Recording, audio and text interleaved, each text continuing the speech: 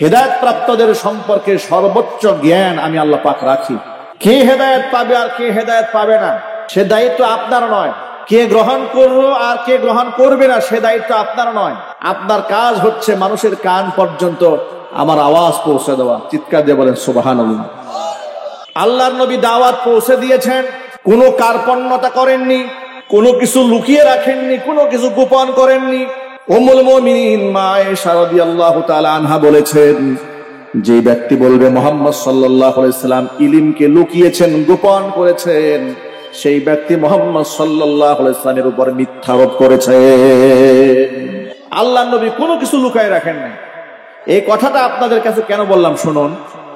আমাদের এই সমাজের মধ্যে কিছু লোক আছে, তারা বলে যে এলেম দুই প্রকার, এক হচ্ছে জাহিরি এলেম আর একটা হচ্ছে বাতিনি এলেম। আছে না নাই জোরে বলেন। এই কথাটা কেন বলে সেটাও বলে দিই। তারা এই সমাজে ধর্মের নামে অধর্মের কাজ করে, যেমন নামাজ পড়ে না, ঢোল বাজনা বাজায়, কথা বলেন, বাউল গান গায়, স্টেজ মঞ্চে নাচানাচি করে, নারী পুরুষ একসাথে কোন প্রকারের জিকির এরকম করে আছে না না।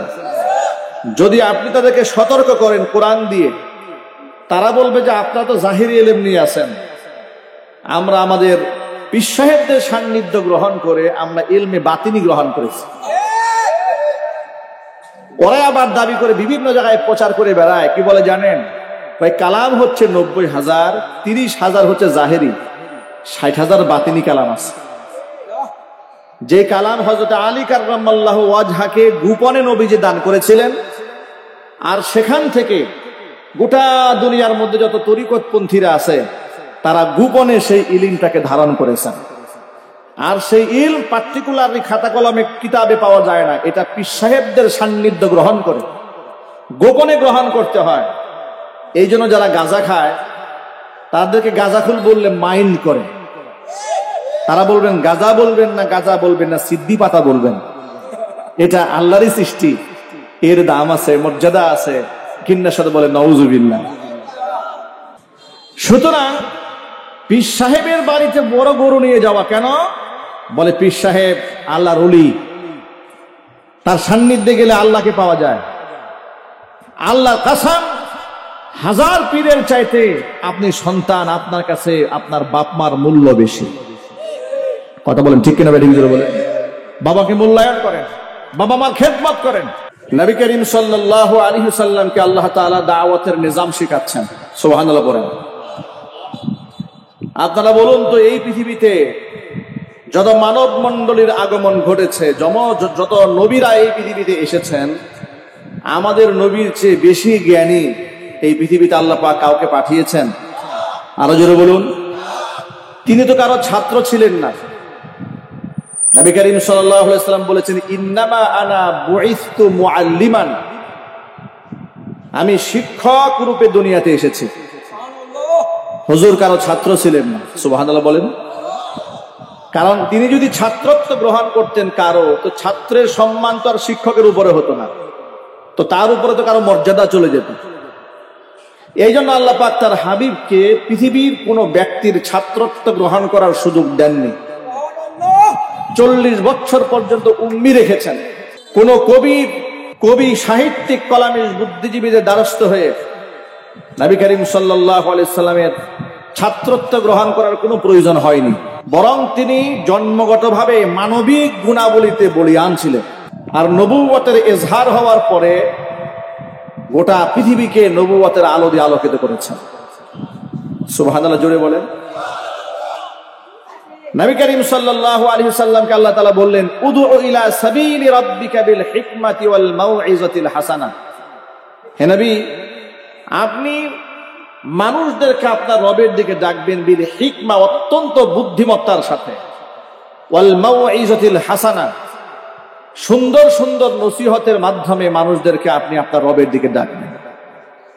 ওয়াজাদিলহুম বিল্লাতি হিয়া আহসান, যদি তাদেরকে মোকাবেলা করতে হয়, যদি এদের সাথে কোনো সময় বিতর্কে জড়াতে হয়, তাহলে আপনি গালিগালাজ দিয়ে নয়, পিটাপিটি করে নয়, জাদিলহুম বিল্লাতি হিয়া আহসান, আপনি সর্বোত্তম পন্থা অবলম্বন করে কৌশলে এদের বিতর্কের, এদের বক্তব্যের, এদের কর্মকাণ্ডের জবাব দিবেন।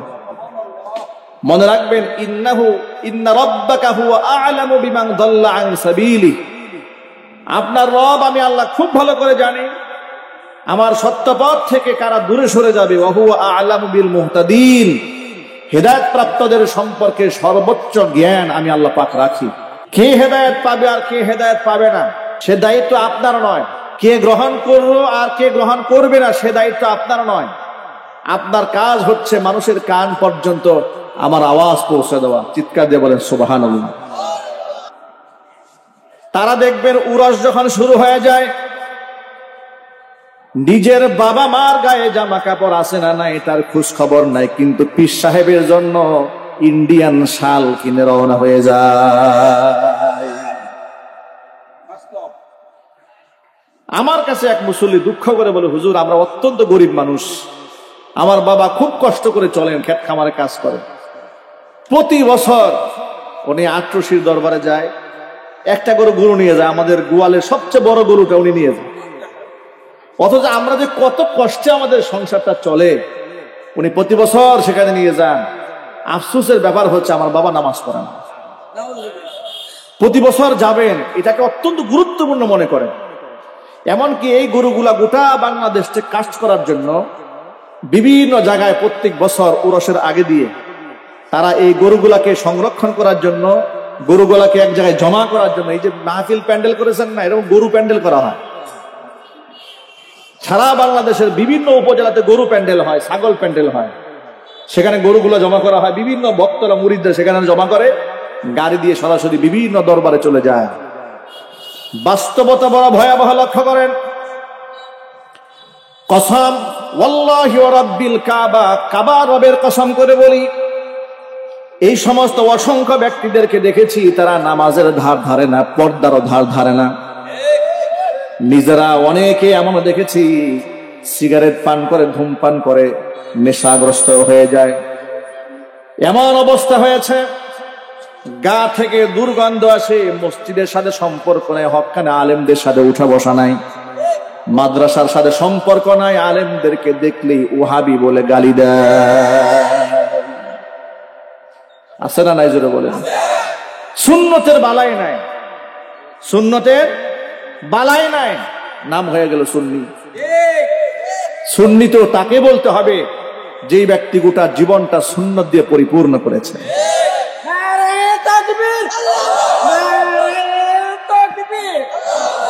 ও যুবক ভাইয়ের আমার,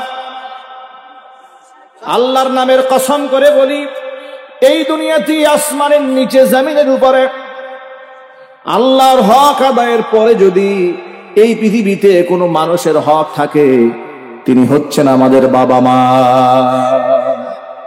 কোরআন মাজিদ আল্লাহ রাব্বুল আলামিন সূরা নিসার মধ্যে স্পষ্ট করে বলে দিলেন, ওয়া'বুদুল্লাহা ওয়া লা তুশরিকু বিহি শাইআ ওয়া বিল ওয়ালিদাইনি ইহসানা। ইবাদত করবে আমি আল্লাহ, ওয়া'বুদুল্লাহা ওয়া লা তুশরিকু বিহি শাইআ, আমি আল্লাহর সাথে কাউকে শরীক করবে না। ওয়া বিল ওয়ালিদাইনি ইহসানা, পিতা মাতার আনুগত্য করো, তাদের সেবা করো। নবী করিম সাল্লাল্লাহু আলাইহি সাল্লামকে প্রশ্ন করা হয়েছে, মা হাক্কুল ওয়ালিদাইনি আলাইনা ইয়া রাসূলুল্লাহ, হে আল্লাহর রাসূল, পিতা মাতার কতটুকু হক আমাদের উপরে আছে? আল্লাহ নবী বলেন, হুমা জান্নাতুকা ওয়া নারুকা, পিতা মাতাই তোমার জান্নাত, পিতা মাতাই তোমার জাহান্নাম। নবী করিম সাল্লাল্লাহু আলাইহি ওয়াসাল্লাম একটা হাদিসের মধ্যে বলেছেন, রিদাল্লাহি ফি রিদাল ওয়ালিদাইন ওয়া সাখাতুল্লাহি ফি সাখাতিল ওয়ালিদাইন। পিতা মাতা যদি সন্তুষ্ট হয়, আল্লাহ সন্তুষ্ট হয়ে যান। পিতা মাতা অসন্তুষ্ট হয়ে গেলে মহান আল্লাহ অসন্তুষ্ট হয়ে যান। ভাইরা আমার, নবী করিম সাল্লাল্লাহু আলাইহি ওয়াসাল্লামকে প্রশ্ন করা হয়েছে, মান আবাররু ইয়া রাসূলুল্লাহ, হে আল্লাহর রাসূল, পৃথিবীতে যত শ্রেণী পেশার মানুষ রয়েছে, আলেম আছে, শিক্ষক আছে, পীর আছে, ভাই আছে, চাচা আছে, দাদা আছে, মা আছে, বোন আছে, সন্তানাদি আছে, কত রকমের কত ধরনের মানুষ আছে, কত স্তর বিন্যাস রয়েছে। সমস্ত মানব মণ্ডলীর মধ্যে সবচাইতে বেশি উত্তম আচরণ পাওয়ার অধিকার কার? নবীজি সাল্লাল্লাহু আলাইহি ওয়াসাল্লাম প্রশ্নের জবাব দিয়ে বলছেন, উম্মাকা, তোমার মা। সুবহানাল্লাহ বলবেন না? তোমার মায়ের হক সবার উপরে। কিলা সুম্মা মান ইয়া রাসূলুল্লাহ, প্রশ্ন করা হলো তারপরে কার? হুজুর বলেন উম্মাকা, তারপরেও তোমার মায়ের। আবার প্রশ্ন করা হলো তৃতীয়বার, সুম্মা মান, তারপরে কার? নবীজি বলেন তো তারপরেও তোমার মায়ের। চতুর্থবার প্রশ্ন করা হলো সুম্মা মান। হুজুর পাক সাল্লাল্লাহু আলাইহি ওয়াসাল্লাম জবাব দিয়ে বলছেন সুম্মা আবাক, এরপরে তোমার বাবার মর্যাদা। এই দুনিয়াটি আল্লাহর পরে সবচেয়ে সম্মানের স্থান হচ্ছে বাবা মা। অথচ এই দুনিয়ার অসংখ্য সন্তানেরা বাবা মাকে সম্মান দেয় না। পীর সাহেবকে সম্মান দিতে দিতে দিতে দিতে এটা সীমা লঙ্ঘন করে পীর সাহেবকে আল্লাহর দরবারে পৌঁছায়া দেয়। এমন জালেম মূর্খ সমাজে আছে না নাই?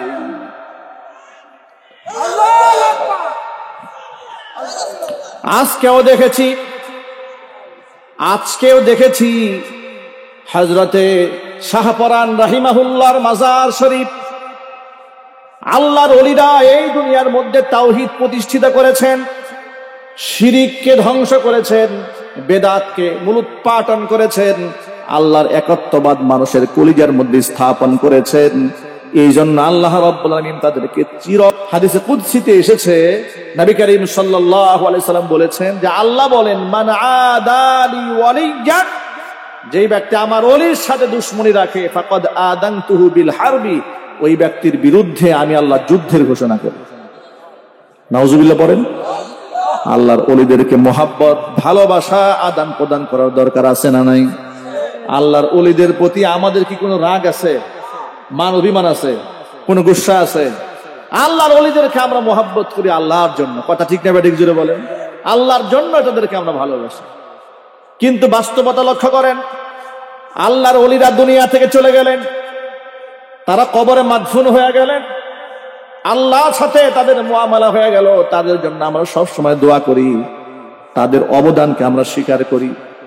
কিন্তু তাদের নাম বিক্রি করে এই সমাজের মধ্যে একটা শ্রেণী রয়েছে যারা কবরটাকে কেন্দ্র করে একটা বাণিজ্যের সেন্টার বানিয়েছে। বাংলাদেশে এরকম কেন্দ্র আছে না নাই? একটু জোরে বলতে হবে। না, এটা করা যাবে না। কবর তো বাণিজ্য করার জন্য দেওয়া হয়নি। কবর আপনি জিয়ারা করবেন, কবরে গিয়ে সালাম দিবেন, কবরে গিয়ে দোয়া করবেন। কবরে গেলে, বারে বারে কবরে গেলে মন নরম হয়, আত্ম উপলব্ধি আসে যে আমারও যাওয়ার সময় হয়ে যাচ্ছে, আমি একদিন এই পথের যাত্রী হব। ঠিক কিনা জোরে বলেন? কখন আকাশে বলা যায় না, বয়স দিয়ে মাপা যাবে না যে উনি মুরব্বী, উনি আগে চলে যাবেন আর আমার বয়স কম, আমি পরে যাব। গতকালকে আপনারা শুনেছেন আন্তর্জাতিক পুরস্কার প্রাপ্ত হাফেজ কোরআন সাইফুর রহমান দুনিয়া থেকে চলে গেছেন। অল্প বয়সের একদম তরতাজা প্রাণ ডেঙ্গু জ্বরে আক্রান্ত হয়েছিল। এত চমৎকার তিলাওয়াত, বিশ্ব কোরআনের মঞ্চে কোরআনকে প্রথম সারিতে তিনি পৌঁছে দিয়েছিলেন। বাংলাদেশের পতাকা শুধু নয়, গোটা বাংলাদেশের মান সম্মানকে উপরে টেনে ধরেছিলেন।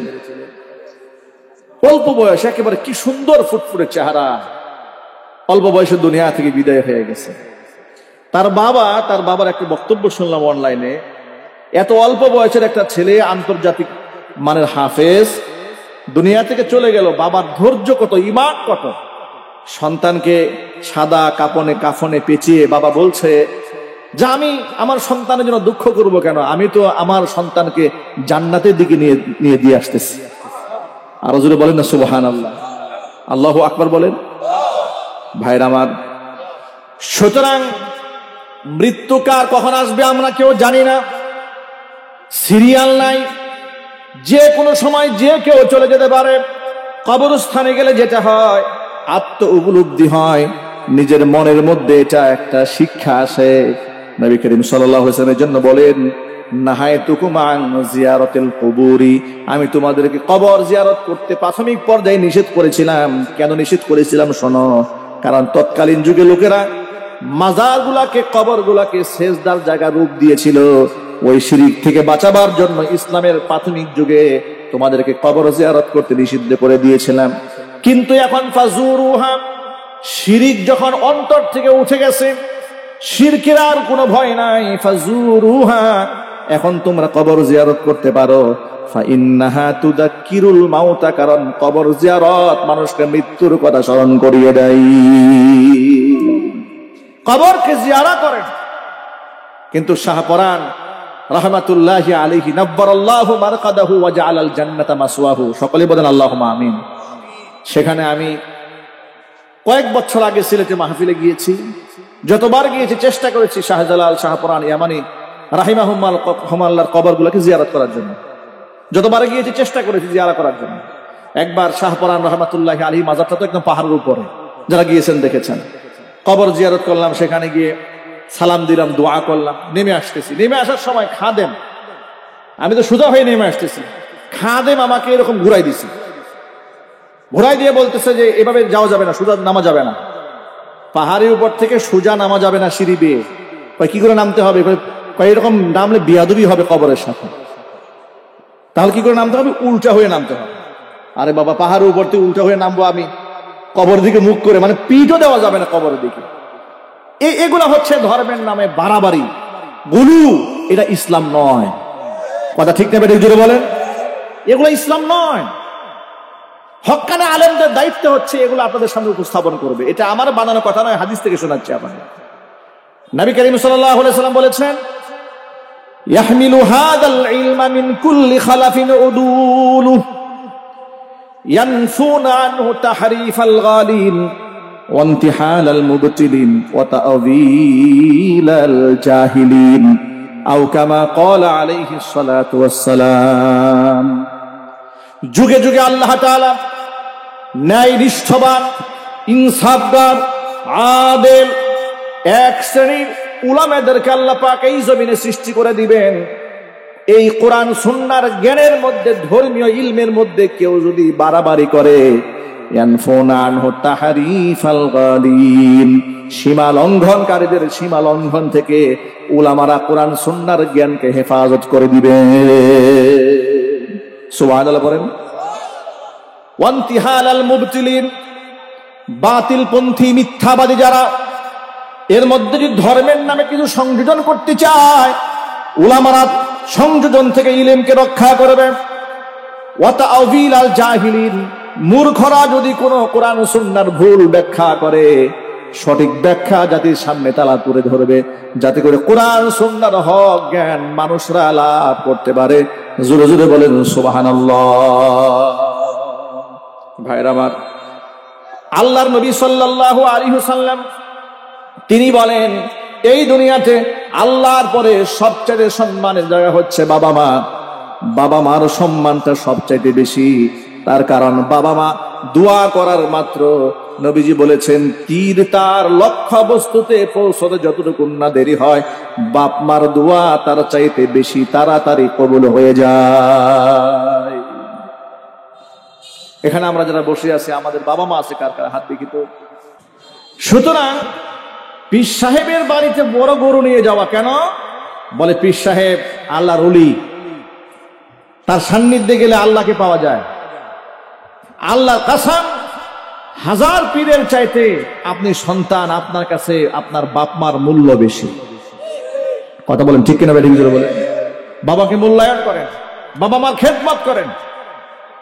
বাবা মার সেবা করলে শুধুমাত্র আপনি পরকালে জান্নাত পাবেন তা নয়, জমিনের মধ্যে আল্লাহ তাআলা আপনাকে সকল বিপদ আপদ থেকে বাঁচায় দিবে। নবীজি সাল্লাল্লাহু আলাইহি ওয়াসাল্লাম একদিন বসে আছেন, সাহাবায়ে কেরাম পরিবেষ্টিত অবস্থায়। এই সময় একটা গল্প সাহাবীদেরকে শোনালেন। আত-তারগীব আত-তারহিব কিতাবের ইখলাস অধ্যায়ে হাদিসটা এসেছে। হুজুর বলেন, সালাসাতু নাফারিন মিম্মান কানা ক্বাবলাকুম ইনতালাকা সালাসাতু নাফারিন মিম্মান কানা ক্বাবলাকুম হাত্তা আওয়াহুমুল মাবিতু ইলা গার ও সাহাবীরা, তোমরা এই পৃথিবীতে আগমনের পূর্বে বনী ইসরাইল সম্প্রদায়ের 3 জন ব্যক্তি কোন এক দূর সফরে ঘর থেকে বের হয়েছিল, এলাকা ছাড়া হয়েছিল। পথিমধ্যে চলতে চলতে সারা দিন চলেছে, পাহাড়িয়া গিরিপথ বেয়ে বেয়ে তারা হেঁটেছে। রাত যখন ঘনায় আসলো, এখন মনে মনে ভাবলো রাতের বেলায় চলা তো নিরাপদ হবে না, রাতটা যদি কোনো মতে কোথাও কাটিয়ে দিতে পারতাম তাহলে সকালবেলা নিরাপদ সবর করতাম। হাত্তা আওয়াহুমুল মাবিতু ইলা গারিন, আশ্রয় গ্রহণ করলো পাহাড়ের গুহার ভিতরে। বড় পাহাড়, পাহাড়ের গর্ত আছে, এই গর্তের মধ্যে 3 জন ব্যক্তি ঢুকেছে। পাহাড়ের গুহার মধ্যে ঢুকার পরে মনে মনে চিন্তা করলো রাতের বেলায় কোনো মতে সময়টা কাটিয়ে দেই, সকালবেলা এখান থেকে বের হয়ে যাব। কিন্তু রাতের বেলায় তারা যখন বিশ্রাম নেওয়ার জন্য ঢুকেছে, এমন সময় পাহাড়ের উপর থেকে বড় একটা পাথরের খণ্ড গড়াতে গড়াতে গড়াতে গড়াতে এসে ওই গুহার মুখের মধ্যে সে আটকায়া যায়। 3 জন ব্যক্তি বন্দী হয়ে গেল। এখন তো আধুনিক জামানা, যে কোনো জায়গায় আটকায় বললে মোবাইল ফোন আছে, মানুষকে যোগাযোগ করা যায়, ঠিক কিনা জুড়ে বলেন? লোকেশন ট্র্যাক করলে সে কোথায় আছে খুঁজে পাওয়া যায়। কিন্তু এত এই হাজার হাজার বছর আগের কথা, শত শত বছর আগের কথা, তখন তার মোবাইল নাই, যোগাযোগ মাধ্যম নাই। তারা পাহাড়ের গুহার মধ্যে যখন আটকায় গেল, 3 জন ব্যক্তি ইমানদার ছিল, তারা মনে মনে ভাবলেন এমন একটা জায়গার মধ্যে আটকায় গিয়েছি, এই জায়গায় যদি আমরা খাদ্য শেষ হয়ে যায়, পানীয় শেষ হয়ে যায়, যদি আমরা মরে পচে গলে হাড্ডি সার হয়ে যায়, আমাদের আত্মীয় স্বজন জানতেও পারবে না, বুঝতেও পারবে না। কিন্তু ভরসা ছিল আল্লাহ পাকের উপরে। তারা নিজেরাও সারা পরামর্শ করলেন, সিদ্ধান্ত নিলেন কি করা যায়। তারা 3 জনে মিলে পরামর্শ করে নিজের সিদ্ধান্ত নিলেন যে আমরা এই মুহূর্তে আল্লাহর কাছে আমাদের জীবনের সবচেয়ে দামি ইবাদতের মাধ্যমে আল্লাহর কাছে আমরা সাহায্য প্রার্থনা করব। নিঃসন্দেহে আমাদের রব আমাদের মাহরুম করবেন না, বিপদ থেকে বাঁচিয়ে দিবেন। প্রথম ব্যক্তি আল্লাহ রাব্বুল আলামিনের কাছে হাত তুলে বলেছে, রব্বুল আলামিন, আমার ঘরে বৃদ্ধা মা আছে, বৃদ্ধ বাবা আছে, আমি যেখানে থাকি না কেন, আমি যখন রাতের বেলায় সন্ধ্যাবেলায় বাসায় ফিরি, বাবা মার মুখে আগে খাবার তুলে দেই, এরপরে আমার সন্তানদের খাবার দেই। বাবা মাকে না খাইয়ে আমার সন্তানদের মুখে খাবার দেই না, স্ত্রীর মুখে খাবার দেই না, নিজেও খাবার খাই না। বাপ মার সম্মানটা আমি সব সময় এরকম করতাম। হঠাৎ করে একদিন আমার রাতের বেলায় বাড়ি ফিরতে দেরি হয়ে গেল। এসে দেখি আমার বৃদ্ধা মা বৃদ্ধ বাবা দুজনে ঘুমায় গেছে।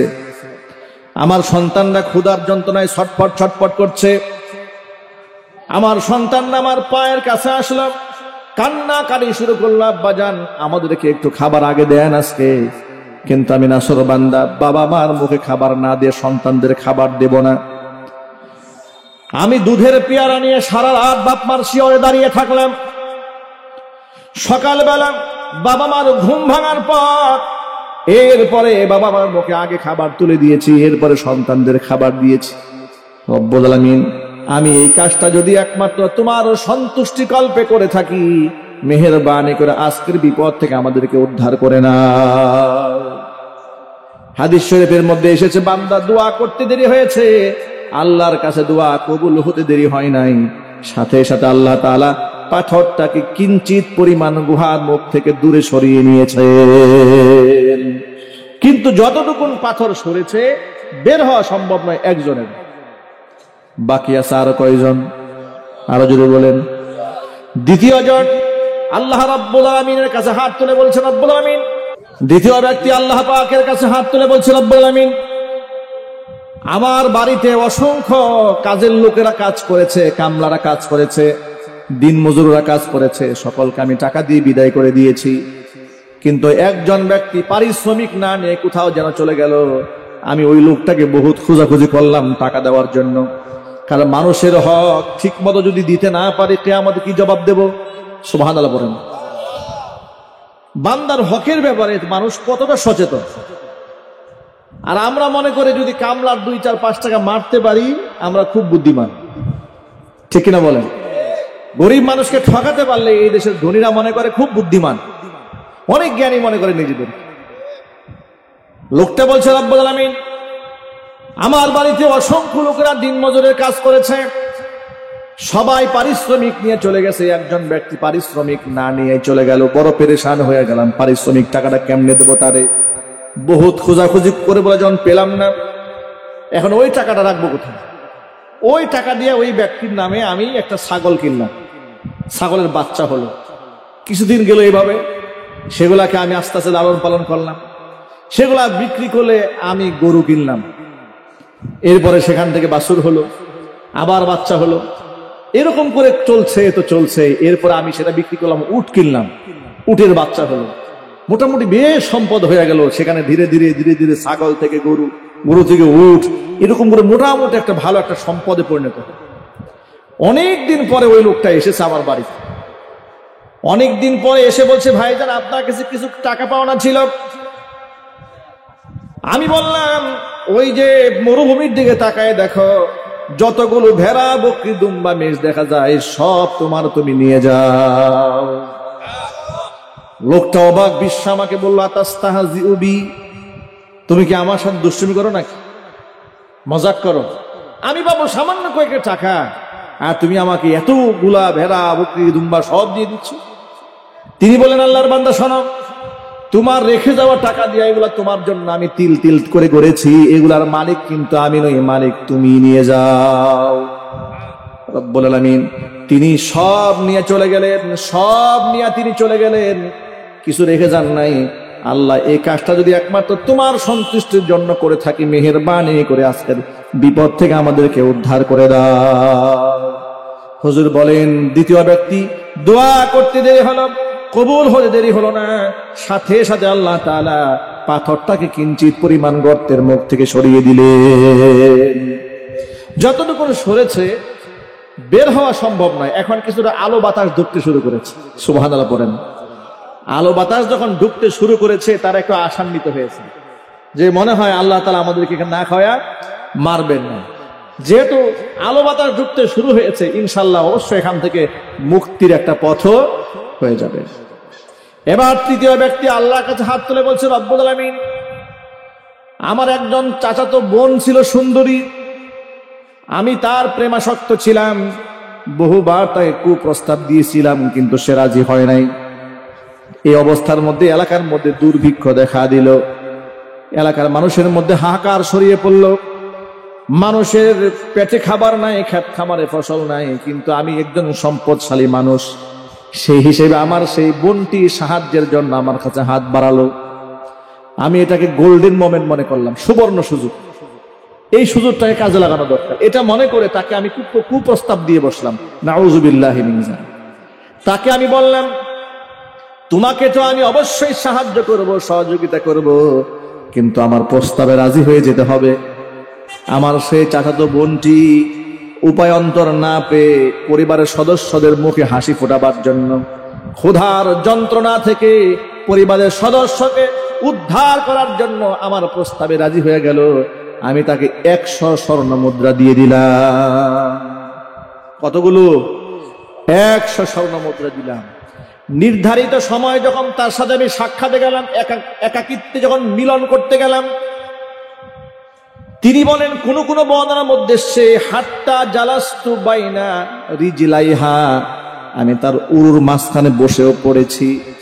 এমন সময় আমার সেই বোন আমাকে বলছে, ইত্তাকিল্লাহ, আল্লাহকে ভয় কর।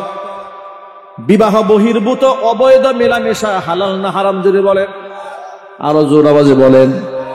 তিনি বলেন, আমার বোনটি আমাকে ডেকে বলছেন, ইত্তাকিল্লাহ, আল্লাহকে ভয় করো, বিবাহ বহির্ভূত অবৈধ সঙ্গম হারাম, হারামের মধ্যে মুবতালা হইও না। যখনই আমার বোন আমাকে বলেছে ইত্তাকিল্লাহ, আল্লাহকে ভয় করো, কঠিন এক পরিস্থিতি, ঠিক ওই জায়গা থেকে একজন যুবকের ফিরে আসা সহজ না কঠিন? আরো জোরে বলেন, কত কঠিন। তিনি বলেন, আমি সেখান থেকে ব্যাক করে ফিরে এলাম, একটা টাকাও তার কাছ থেকে ফেরত নিলাম না। পৃথিবীর কেউ জানে না, আল্লাহ ঘটনা একমাত্র তুমি জানো আর আমি জানি।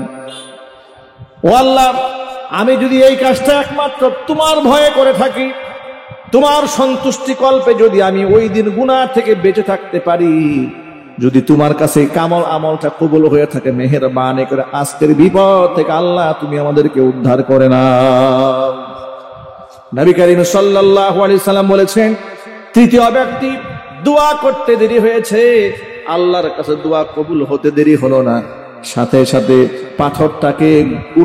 পাথরটাকে গর্তের মুখ থেকে কুদরতি ব্যবস্থাপনায় সরিয়ে নিয়ে তিনজন ব্যক্তির জন্য আল্লাহ মুক্তির রাস্তা খুলে দিলেন। ভাইরা আমার, এখান থেকে কতগুলা শিক্ষা আছে লক্ষ্য করেন। এক নাম্বার হচ্ছে, কাজ যদি আল্লাহর সন্তুষ্টি কল্পে হয়ে যায়, যদি আল্লাহর রেজামন্দি আসল উদ্দেশ্য হয়, যদি আল্লাহর সন্তুষ্টি কিছু করে থাকেন, শুধুমাত্র পরকালে বিপদ থেকে বাঁচাবে তা নয়, দুনিয়ার বিপদ থেকে আল্লাহ পাক বাঁচিয়ে দিবে। আমরা যত নেক কাজ করি, এগুলো সওয়াব কি দুনিয়াতে পাওয়ার জন্য করি না আখিরাতে? আরো জোরে বলতে হবে। তবে আপনাদেরকে আরেকটা মজার তথ্য শুনাই রাখি, প্রত্যেকটা নেক কাজের একটা তাৎক্ষণিক রেজাল্ট আছে, নগদ পুরস্কার আল্লাহর পক্ষ থেকে আছে। হোক নারী কিংবা পুরুষ, যদি সঠিক ঈমান নিয়ে কোনো ভালো কাজ করে, তাকে আল্লাহ তাআলা দুইটা পুরস্কার দেবেন, একটা দেবেন দুনিয়াতে আর একটা দেবেন আখিরাতে। এটা আমার বানানো কথা নয়, সূরা নাহলে আল্লাহ পাকের ওয়াদা আছে। আল্লাহ পাক বলেন, মান আমিলা সালিহাম মিন যাকারিন আও উনসা ওয়া হুয়া মুমিন ফালানুহিয়ান্নাহু হায়াতান তাইয়্যিবা ওয়া লানাজজিয়ান্নাহুম আজরাহুম আহসানা মা কানু ইয়ামালুন। আল্লাহ রাব্বুল আলামিন বলেন, মান আমিলা সালিহাম মিন যাকারিন আও উনসা, নারী কিংবা পুরুষ, ঈমান এনে যদি ঈমানের সাথে ভালো কাজ করে, নেক কাজ করে, তাহলে আমি দুনিয়াতে একটা পুরস্কার দেব। সেটা হচ্ছে, এই দুনিয়াতে আমি তাকে উত্তম জীবন উপহার দেব। বিভিন্ন তাফসীর কিতাবের মধ্যে শুধু উত্তম জীবন কি, হায়াতে তাইয়্যিবা কি জিনিস, সেটা হচ্ছে আত্মিক শান্তি, অন্তরের শান্তি। পেটে খাবার নাই কিন্তু মনে শান্তি থাকবে। আল্লাহু আকবার। এটা হচ্ছে নেককার মানুষের, নেককার যারা দুনিয়াতে করবে তাদের জন্য আল্লাহর পক্ষ থেকে এটা হচ্ছে দুনিয়ার একদম নগদ উপহার। দুনিয়ার মধ্যে তার পেটে খাবার না থাকতে পারে, মনের মধ্যে শান্তি থাকে। পক্ষান্তরে যারা নাফরমানি করে, ক্ষুধাদ্রোহিতা করে, নামাজ পড়ে না, রোজা রাখে না, হজ করে না, যাকাত দেয় না, আল্লাহকে বিশ্বাস করে না, সেকুলার রাজনীতি করে, আছে না নাই জোরে বলেন? এই সমস্ত ব্যক্তি দুনিয়াতে টাকা থাকবে, গাড়ি থাকবে, বাড়ি থাকবে, ধন দৌলত সব থাকবে, কিন্তু মনের মধ্যে শান্তি থাকবে না। এটা হচ্ছে তার পাপের দুনিয়াবি শাস্তি, দুনিয়াবি নগদ শাস্তি। এটা মনের মধ্যে সবসময় অস্থিরতা বিরাজ করবে, মনের মধ্যে সুকুন নাই। কিন্তু ইমানদার ব্যক্তির তাৎক্ষণিক রেজাল্ট হচ্ছে, আল্লাহর পক্ষ থেকে বড় পুরস্কার হচ্ছে, ব্যক্তিকে আল্লাহ তাআলা মনের মধ্যে শান্তি ঢেলে দেবেন। এটা হচ্ছে দুনিয়ার পুরস্কার। আখিরাতের পুরস্কার কি? ওয়ালানাজজিয়ান্নাহুম আজরাহুম বিআহসানি মা কানু ইয়ামালুন। দুনিয়াতে বান্দা যত প্রকারের ভালো কাজ করেছে, তার চাইতে বেশি বিনিময়ে কিয়ামতে আল্লাহ আমাদের দিয়ে দিবে। সুতরাং প্রিয় ভাইরা, যুবক ভাইরা, মা বোনেরা, ইখলাসের সাথে, ঈমানের সাথে যত ভালো কাজ করব, এদের প্রাপ্তি তো আমরা আখিরাতে আশা করি, বলেন ইনশাআল্লাহ। কিন্তু দুনিয়াতেও আল্লাহর পক্ষ থেকে আল্লাহ পাক দেবেন। এই জন্য আল্লাহর কাছে চেয়ে নিতে হবে দুনিয়াও। দেখেন আল্লাহ দোয়া শিখিয়ে দিয়েছেন, রব্বানা আতিনা ফিদ দুনিয়া হাসানা ওয়া ফিল আখিরাতি হাসানাতাও ওয়া কিনা আযাবান নার। অর্থ কি? রব্বানা, আমাদের রব, আতিনা ফিদ দুনিয়া হাসানা, তুমি দুনিয়াতে আমাদের কল্যাণ দাও, ওয়া ফিল আখিরাতি হাসানা, পরকালেও তুমি কল্যাণ দান করো, ওয়া কিনা আযাবান নার, আমাদেরকে জাহান্নামের আগুন থেকে আল্লাহ তুমি রক্ষা করো। সকলেই বলেন আমিন। ভাইরা আমার, এখানে নারী আর পুরুষকে বিভাজন করা হয় নাই যে পুরুষ ইবাদত করলে ইখলাসের সাথে আল্লাহ জান্নাত দিবে, নারী করলে দিবে না। বিষয়টা কি এরকম? ইমানের সাথে ভালো কাজ যে করবে আল্লাহ পাক বিনিময় দিবে। সুতরাং ইখলাসের সাথে কাজ করতে হবে। এটা হলো এই হাদিসের প্রথম শিক্ষা, 1 নম্বর। 2 নম্বর শিক্ষা হলো, বাবা মার খেদমত যদি কোনো ব্যক্তি করে, বাবা মার সম্মান যদি সবার উপরে কেউ দেয়, তাহলে আল্লাহ তাআলা শুধু পরকালে এই ব্যক্তিকে জাহান্নামের আগুন থেকে রক্ষা করবেন তা নয়, দুনিয়ার বিপদে পড়লে আল্লাহ দুনিয়ার বিপদ থেকেও বাঁচিয়ে দিবেন। বাবা মাকে সর্বোচ্চ সম্মানটা আমরা দেব, বলেন ইনশাআল্লাহ। আরো জোরে বলেন ইনশাআল্লাহ। অনেক বাবা মা ঘরের মধ্যে বুড়া হয়ে গেছে, বুড়ি হয়ে গেছে, সমাজের বৃদ্ধ মানুষকে লোকেরা সম্মান দিতে চায় না। ঘরের লোকেরা খুব বিরক্ত মনে করে, পুত্রবধূরা খুব বিরক্ত মনে করে, ছেলেরাও খুব বিরক্ত মনে করে। বাবা সারাদিন ক্যাটর ক্যাটর করে, অতিরিক্ত কথাবার্তা বলে। কথা বলেন ঠিক কিনা বলেন? বৃদ্ধ মানুষকে মূল্যায়ন করুন, তাকে ইজ্জত দিন, তাকে সম্মান দিন, তাকে নিয়ামত মনে করুন, তাকে জান্নাতে যাওয়ার সিঁড়ি মনে করুন। বাবা মা হচ্ছে আমাদের বেহেশতে যাওয়ার সিঁড়ি। সুবহানাল্লাহ বলেন। বাবা মা কি আমাদের বেহেশতে যাওয়ার সিঁড়ি। আল্লাহ যেন আমাদের সকলের বাবা মার নেক হায়াত দারাজ করেন। যারা দুনিয়া থেকে চলে গেছেন আল্লাহ পাক যেন জান্নাতুল ফিরদাউসের সুউচ্চ মাকাম দান করেন। ভাইরা আমার, দ্বিতীয় নম্বর শিক্ষা হলো হাক্কুল ইবাদ। বান্দার হকের ব্যাপারে সর্বোচ্চ গুরুত্ব আমাদের দিতে হবে। ব্যক্তি বলছে রব্বুল আলামিন একজন শ্রমিকের হক সে না নিয়ে চলে গেছে, আমি বড় অস্থির হয়ে গিয়েছিলাম শ্রমিককে কেমনে হকটা পৌঁছায় দেব। তিল তিল করে তার জন্য ছাগল, ভেড়া, বকরি, দুম্বা আমি চাষ করেছি, চারণভূমিতে আমি চড়িয়েছি। সর্বশেষ সে যখন এসেছে তাকে দিয়েছি, আমি দায় মুক্তি হয়েছি। ভাইরা আমার, আল্লাহর কাছে আমলটা বড্ড প্রিয় হয়ে গেছে। সুতরাং জেনে শুনে একটা মানুষের হক আমরা নষ্ট করব না, বলেন ইনশাআল্লাহ। যদিও আমাদের সমাজের মধ্যে হক নষ্ট করার প্রতিযোগিতা হয়, লোকেরা অন্যের হক তো নষ্ট করে, বাবা মার নিজের সন্তানের হক নষ্ট করে। ঠিক না ঠিক বলেন? বিশেষ করে গ্রামগঞ্জে, শহরনগর বন্দরেও ওয়ারিশি সূত্রে এত বড় জুলুম মেয়েদের উপর বাবা মা করে, কল্পনাও করা যায় না।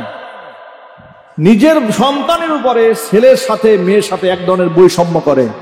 সম্পদের দামি দামি অংশগুলো, শহরের জমি, শহরের ফ্ল্যাট, গাড়ি, নিজের বিভিটার বাড়ি, মূল্যবান সম্পদ সব ছেলের নামে দিয়ে মেয়ের নামে খালে, ডুবা, নালায়, পচা জমি যা আছে কিছু দিয়ে দেয়। কথা ঠিক নেবে ঠিক। আবার কিছু কিছু বাপ মা তো এরকম আছে, তাও দেয় না।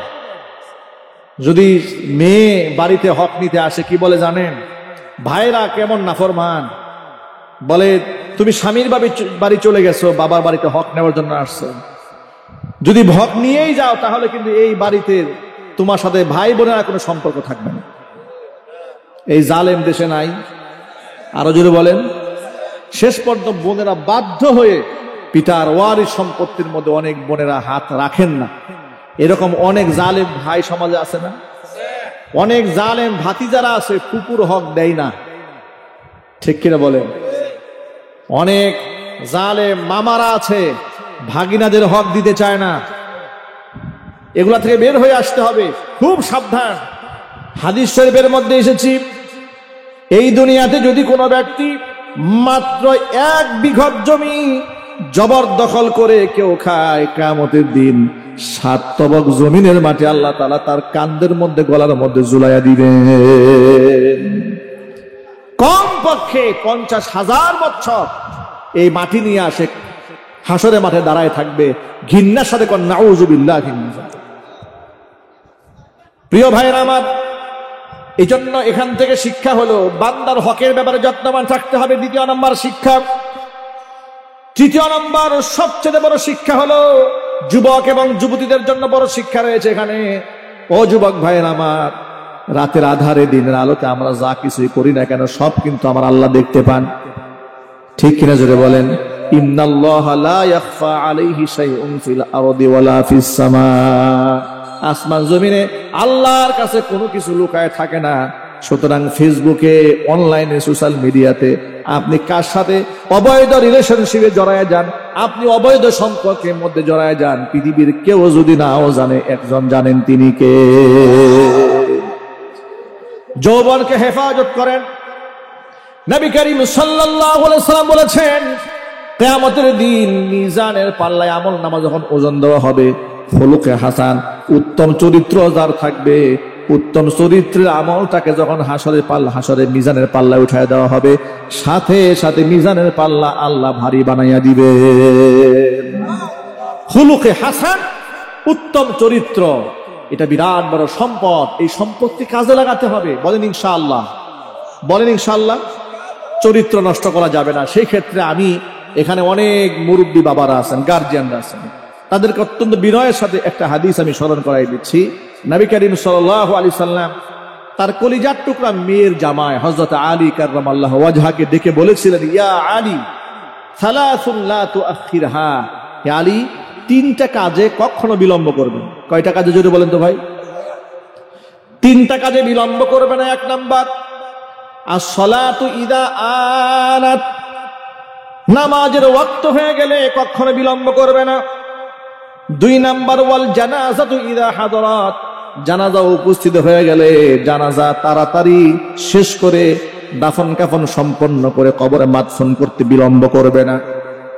তিন নাম্বার, ওয়াল আইয়িমু ইদা ওয়াজাদতা লাহা কুফুয়ান, বিবাহ উপযুক্ত ছেলে, বিবাহ উপযুক্ত মেয়ে, একে অপরের জন্য উপযুক্ত পাত্র পাত্রী যদি মিলে যায়, তাহলে এখানে বিলম্ব করবে না বিবাহ শাদী দিতে। জোরে বলেন সুবহানাল্লাহ। বিবাহকে পেছাতে নবী করিম সাল্লাল্লাহু আলাইহি ওয়াসাল্লাম নিষেধ করেছেন। আজকে বাংলাদেশে একটা কুফরি আইন আছে, এটা আমি সব মাহফিলে সারা দেশ ঘুরে ঘুরে বলি। আমাদের বাংলাদেশে কিছু কুফরি আইন আছে, এই কুফরি আইনগুলো পরিবর্তন হওয়া দরকার। যতগুলো কুফরি আইন আছে এর মধ্যে একটা কুফরি আইন হচ্ছে 18 বছরের আগে মেয়েকে বিবাহ দেওয়া যাবে না। ঠিক না? ঠিক জোরে বলেন। 21 বছর আগে ছেলে বিবাহ করতে পারবে না, এটা একটা কুফরি আইন, এটা খোদাদ্রোহিতা, এটা তাগুতি আইন। কথা বলতে হবে, ঠিক না? ঠিক জোরে বলেন। আশ্চর্যের ব্যাপার, মেয়ে 18 বছর আগে বিবাহ করতে পারবে না আইন আছে, কিন্তু প্রেম করতে পারবে না এরকম কোন আইন নাই। যার দরুন একদম নিশ্চিন্তে প্রেম করে বেড়াচ্ছে, স্কুলে, কলেজে, ইউনিভার্সিটিতে অবলীলায় ঘুরে বেড়াচ্ছে, ফ্রি মিক্সিং করে বেড়াচ্ছে, মনের মধ্যে কোনো ভয়ও নাই, কোনো ভয় নাই। ভয়কে তারা জয় করে ফেলেছে। নাফরমানি করতে করতে হাদিসের মধ্যে এসেছে, মানুষ যখন প্রথম প্রথম গুনাহ করে তখন অন্তরের মধ্যে একটা দাগ আছে, নুকিতাত ফি কালবিহি নুকতাতুন সাউদা, একটা দাগ বসে। আবার যখন আরেকটা গুনাহ করে আরেকটা দাগ বসে, আরেকটা গুনাহ করে আরেকটা দাগ বসে। গুনাহ করতে করতে করতে করতে একটা পর্যায়ে অবস্থা এমন হয় যে অন্তর এমন নষ্ট হয়ে যায় যে তার অন্তরটা পুরাটাই কালো হয়ে যায়, তার কোনো ভালো কাজ আর ভালো লাগে না, আর গুনাহ করতেও তার আর বিবেক বাঁধে না। এরকম অপরাধী সমাজে আছে না নাই? মানে গুনাহটাকে আর গুনাহই মনে করে না। আর নেককার মানুষ যারা, তারা একটা গুনাহ হয়ে গেলে খুব আতঙ্কে থাকে, আহারে একটা গুনাহ হয়ে গেল, লজ্জিত হয়, আল্লাহর কাছে ক্ষমা ভিক্ষা চায়, মাপ চায়। ও যুবক ভাইয়েরা আমার, মূল কথায় ফিরে আসি। যা বোঝাতে চাইলাম সেটা হলো, নবী করিম সাল্লাল্লাহু আলাইহি ওয়াসাল্লাম বলেছেন তিন কাজে বিলম্ব করা যাবে না। এক নাম্বার, নামাজের ওয়াক্ত হয়ে গেলে নামাজ নিয়ে অবহেলা করা যাবে না। দুই নাম্বার, জানাজা হাজির হয়ে গেলে বিলম্ব করা যাবে না। তিন নাম্বার, বিবাহের উপযুক্ত ছেলে মেয়ে থাকলে বিবাহ করাবার ক্ষেত্রে, দেওয়ার ক্ষেত্রে বিলম্ব করা যাবে না। আমাদের সমাজের মধ্যে একটা ভুল কথা চালু আছে, ছেলের বাবারা বিশেষ করে ছেলেদেরকে বলে নিজের পায়ে আগে ভালো করে দাঁড়া। ঠিক না? ঠিক বলেন, নিজের পায়ে আগে দাঁড়া, নিজের পায়ে দাঁড়া, এ কথাগুলো বলে। ক্যারিয়ার কর, ক্যারিয়ার কর, ক্যারিয়ার করতে করতে ক্যারেক্টার শেষ, ক্যারেক্টারের 12টা বাজিয়েছে, চরিত্র শেষ করে দিয়েছে। আল্লাহ পাক যারা বুঝার তৌফিক দান করেন, সবাইকে জোরে বলেন আমিন। আচ্ছা, পয়সাপাতি ইনকাম একটু কম হতে পারে। দেখুন, আরেকটা কথা বলি আপনাদেরকে, পয়সাপাতির ইনকাম একটু কম হতে পারে। পৃথিবীতে যত সফল মানুষ আছে তারা বিবাহের পরেই আল্লাহ পাক তাদেরকে সফলতা বেশি দান করেছেন। হাদিস শরীফ থেকে শোনায় দেয় আপনাদেরকে, নবী করিম সাল্লাল্লাহু আলাইহি ওয়াসাল্লাম বলেছেন, ইয়া মাশারাস শাবাব, ও যুব সম্প্রদায়, মান ইসতাতা মিনকুমুল বাআতা ফালিয়াতাজাওয়াজ, তোমাদের যাদের বিবাহ করার সামর্থ্য আছে, মোহর দেওয়ার সামর্থ্য আছে, সামান্য হলেও খরচ দেওয়ার সামর্থ্য আছে, ফালিয়াতাজাওয়াজ, সে যেন বিবাহ করে নেয়। ফাইন্নাহু আগাদ্দু লিল বাসারি ওয়া আহসানু লিল ফারাজি, কারণ এর দ্বারা তার চোখের হেফাজত হবে, তার লজ্জাস্থানের হেফাজত হয়ে যাবে। আর যার সামর্থ্য নাই, ফাইন্নাহু লাহু বিজাউন ফালিয়াসুম, সে যেন রোজা রাখে, রোজা রেখে যৌবনকে হেফাজত করবে, তারপরে সে অন্যায় কাজে লিপ্ত হতে পারবে না। সুবহানাল্লাহ পড়েন, আল্লাহু আকবার বলেন। এবার শোনাই ছেলের বাবাদেরকে কোরআন শরীফের আয়াত, যে আয়াত আল্লাহ তাআলা বলেছেন যে আমাদের যাদের অভ্যাস, আমরা কথায় কথায় বলি যে ভালো করে ইনকাম করে নাও, আগে বেটা বাড়ি বানায় এনে আগে, এরপরে গাড়ি কর, এরপরে বিবাহ শাদী করবি, এই মেন্টালিটি যাদের আছে তাদেরকে একটু সবক শোনান। কোরআন মাজিদ আল্লাহ তাআলা সূরা নূরের মধ্যে বলেছেন, وَأَنكِحُوا الْأَيَامَ مِنكُمْ وَالصَّالِحِينَ مِنْ عِبَادِكُمْ وَإِمَائِكُمْ إِنْ يَكُونُوا فُقَرَاءَ يُغْنِهِمُ اللَّهُ مِنْ فَضْلِهِ وَاللَّهُ وَاسِعٌ عَلِيمٌ। তোমরা অবিবাহিত মেয়েদেরকে বিবাহের বন্দোবস্ত করো। ওয়াসসালিহিনা মিন ইবাদিকুম ওয়া ইমাইকুম, এমনকি তোমাদের দাস দাসী যারা আছে এদেরকে বিবাহের বন্দোবস্ত করে দাও। সুবহানাল্লাহ কোন। ইয়াকুনু ফুকারা, এরা যদি অর্থনৈতিকভাবে দুর্বল হয়, দরিদ্র হয়, ভয় পাওয়ার কোনো কারণ নাই। ইগনিহিমুল্লাহু মিন ফাদলিহি, এরা বিবাহ করলে আমি আল্লাহ এদেরকে ধনী বানায়া দেব। বিবাহ করলে কে ধনী বানায় দেবেন? আল্লাহ কি মিথ্যা কথা বলেন? আল্লাহর ওয়াদা কি মিথ্যা হয়? আল্লাহ বলছেন ইউগনিহিমুল্লাহু মিন ফাদলি, তো বিবাহ করায় দাও, আমি ধনী বানায় দেব। আল্লাহু ওয়াসিউন আলিম, আল্লাহ রাব্বুল আলামিন প্রশস্ত রিজকের মালিক, আলিম, আল্লাহ সব জানেন। আপনি যে ঘরের মধ্যে একটা মেয়ে নিয়ে আসছেন, একটা বউ নিয়ে আসছেন, এটা আল্লাহ দেখে নাই? একটা বান্দি যে ঘরে আসছে, ঘরে যে একটা রিজকের প্রয়োজন হয়েছে, এই ইলম আল্লাহর আছে না ভাই? আল্লাহ পাক বলেছেন ইউগনিহিমুল্লাহু মিন ফাদলি, ইনকাম তো কম থাকলে বিবাহ করেছো, আমি আল্লাহ তাআলা ইনকাম বাড়ায় দেব। কি যুবক ভাইরা বিবাহ করবেন তো ইনশাআল্লাহ? খুব দ্রুত সময়ের মধ্যে বিবাহ করবেন, অল্প সময়ের মধ্যেই উপযুক্ত ছেলের কাছে মেয়েকে বিবাহ দিয়ে দিবেন, বলেন ইনশাআল্লাহ। এই ক্ষেত্রে আরেকটা মূলনীতি মনে রাখতে হবে, আমাদের সমাজের মধ্যে কিছু কুসংস্কার আছে। কুসংস্কার কি?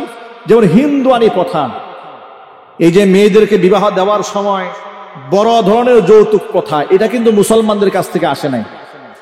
মুসলমানরা যৌতুক প্রথায় বিশ্বাসী নয়, মুসলমানরা মোহর প্রথায় বিশ্বাসী। বউকে টাকা দিয়ে সম্মানের সাথে মোহর দিয়ে এরপরে নিয়ে আসতে হবে ইনশাআল্লাহ, বলেন।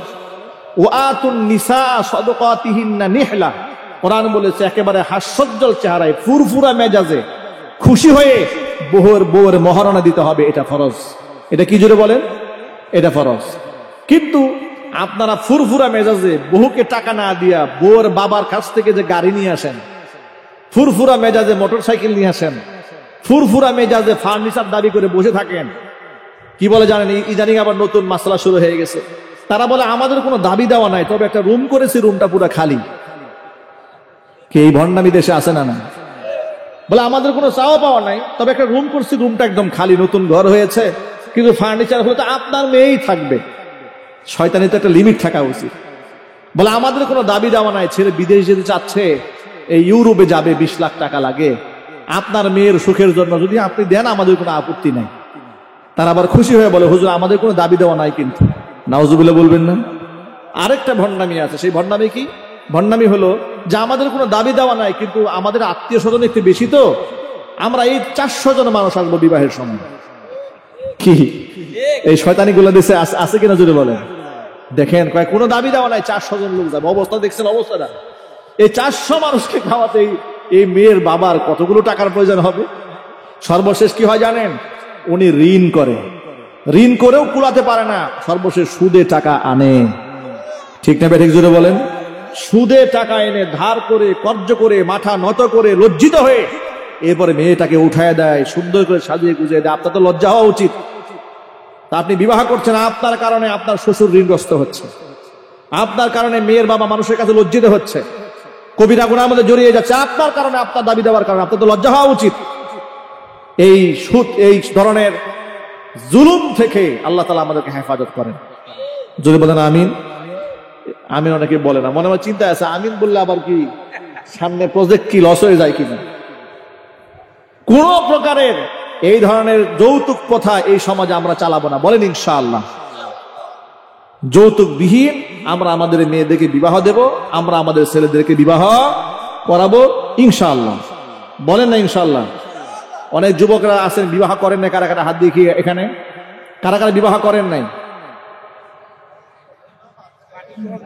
হ্যাঁ, অনেকে হাত উঠে আবার নামাই ফেলছে। কি মানে কি গোপনে গোপনে করছে নাকি? হাত নামান, হাত নামান। কোন প্রকারের এই ধরনের ধান্দাবাজি করার নিয়ত অন্তরের মধ্যে রাখা যাবে না। বলেন ইনশাআল্লাহ। আল্লাহ পাক আপনাদের রিজকে ভরপুর বারাকাত দান করেন, আমিন বলেন। বিবাহটাকে একদম সহজ বানাই ফেলতে হবে, বিবাহকে কঠিন করা যাবে না। আমি জানি না আপনাদের এই ভাটি অঞ্চলে এই ধরনের প্রথা আছে কিনা, বিবাহ উপলক্ষে সেই লেভেলের নাচ গান করা হয়, বড় বড় সাউন্ড বক্স লাগাইয়া। মুসলমানদের বিবাহ বুঝাই যায় না এটা কি মুসলমান বাড়ির বিবাহ না হিন্দুদের বাড়ির বিয়ে, আছে কিনা? বন্ধ করতে হবে, বলেন ইনশাআল্লাহ। কোন প্রকারের অবৈধ কাজ বিবাহ শাদীর মধ্যে হবে না। পবিত্র বন্ধন হবে, সুন্নাত তরিকায় হবে, খেজুর ছিটিয়ে হবে, মসজিদের মধ্যে খুতবা দিয়ে হবে। এটা করলে কি হবে? সংসারের মধ্যে রহমত আসবে। আর এই মোটা অঙ্কের কাবিন ধার্য করার যে একটা প্রসেস বাংলাদেশে শুরু হয়েছে ইদানিং, প্রায় সময় দেখি ডিভোর্স হয়ে যাচ্ছে, তালাক হয়ে যাচ্ছে। মোটা অঙ্কের কাবিন, এটা আদায় করতে গিয়ে বেচারা স্বামীর জিন্দেগি শেষ। 10 লক্ষ টাকা কাবিন ধার্য করে, এই বেটার বেতন হচ্ছে 10,000 টাকা, ঠিক কিনা বলেন? স্বামী বেচারা বেতন পায় কত? আর মোহর ধার্য করেছে 10 লাখ টাকা, জোর করে ধার্য করে দিয়েছে। নবী করিম সাল্লাল্লাহু আলাইহি ওয়াসাল্লাম নিষেধ করেছেন। হুজুর বলেছেন, যদি অধিক মোহর ধার্য করার মধ্যে কোনো সওয়াব থাকতো তাহলে অবশ্যই আমি সেটা করে নিতাম, কিন্তু অধিক মোহর ধার্য করার মধ্যে কোনো কল্যাণ নাই। জোরে বলেন সুবহানাল্লাহ। অধিক মোহর ধার্য করা যাবে না। যতটুকু ধার্য করলে ছেলে তার সামর্থ্য অনুযায়ী দিতে পারবেন, ঠিক সেটাই ধার্য করবেন, কারণ এটা আদায় করা তো ফরজ হয়ে যাচ্ছে, ঠিক কিনা? আল্লাহ তাআলা এই কথাগুলো আমাদের বুঝার তৌফিক দান করেন। আমাদের গার্জিয়ানদেরকে আল্লাহ তাআলা সচেতন হওয়ার তৌফিক দান করেন। আমাদের মুরব্বী বাবাদের আল্লাহ তাআলা নেক হায়াত দারাজ করেন। যুবক ভাইদেরকে আল্লাহ তাআলা চরিত্রবান বানান। কাল হাসরের কঠিন ময়দানে 7 শ্রেণীর মানুষকে আল্লাহ তাআলা আরশের ছায়াতলে স্থান দিবেন। এর মধ্যে শাবুন নাশাআ ফি ইবাদাতিল্লাহ, ওই যুবক যে যুবক তার যৌবনকাল আল্লাহর বন্দিগিতে কাটিয়েছে, আল্লাহ পাক তাকে আরশে মুআল্লার ছায়াতলে স্থান দেবেন। আমরা কি আল্লাহ পাকের আরশের ছায়া পেতে চাই না? যদি বলুন চাই কিনা? তাহলে আমাদেরকে চরিত্রবান হতে হবে, আল্লাহ ওয়ালা হতে হবে, আমাদেরকে নামাজি হতে হবে, পরহেজগার হতে হবে, নেশা থেকে বাঁচতে হবে, জেনা ব্যভিচার থেকে বাঁচতে হবে। আল্লাহ পাক যেন আমাদের যুবক ভাইদেরকে, আমাদের মা বোনদেরকে, আমাদের মুরব্বী বাবাদেরকে সকলকে হেফাজত